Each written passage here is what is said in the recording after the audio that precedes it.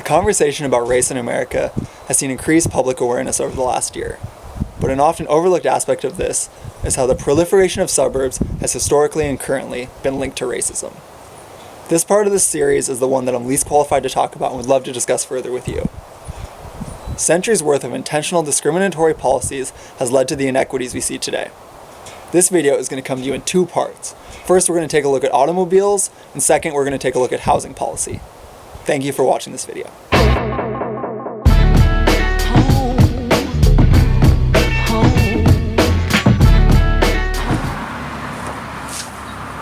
When Americans picture the open road, we often think of freedom, but nowhere are we more likely to become intertwined with law enforcement than while in our motor vehicles.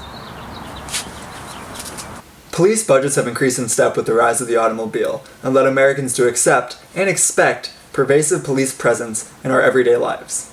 In 1925, when the Supreme Court ruled that the Fourth Amendment, protection from unlawful search and seizure, didn't apply in an automobile, it allowed for subjective and discriminatory decision-making to play a massive role in police stops moving forward. Significant findings from a 14-year analysis of North Carolina traffic stops found, unsurprisingly, that African Americans were 63% more likely to be stopped, even though, as a whole, they drove 16% less during that time. Taking into account less time on the road, African Americans were 95% more likely to be stopped and 115% more likely to be searched in traffic stops, even though they were less likely to have contraband found.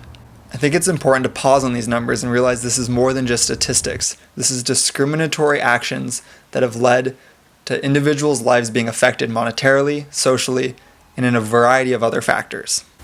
In the next part of this series, I wanted to look at the history of suburban development and how that was connected to racial segregation in America.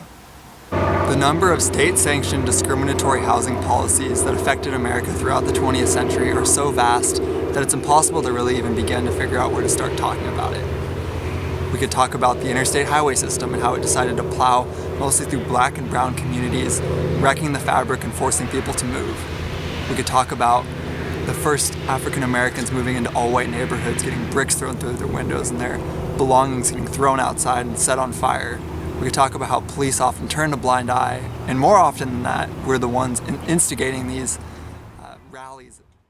White Americans spent the middle of the 20th century fleeing the inner city to buy homes in the suburbs, where black Americans were often barred from buying homes due to racial restrictive covenances. During this time, banks often refused to lend money for homes or improvements to African Americans, all while white Americans were buying homes in the suburbs and accumulating wealth that would last for generations. This is one of the plethora of reasons that the wealth gap between African Americans and white Americans is so high to this day. Summarizing all the racial injustices of the 20th and 21st century in a short video like this is impossible.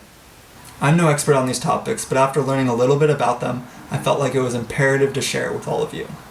Please consider taking some time to do your own research and find organizations that you can help support in creating a more just future.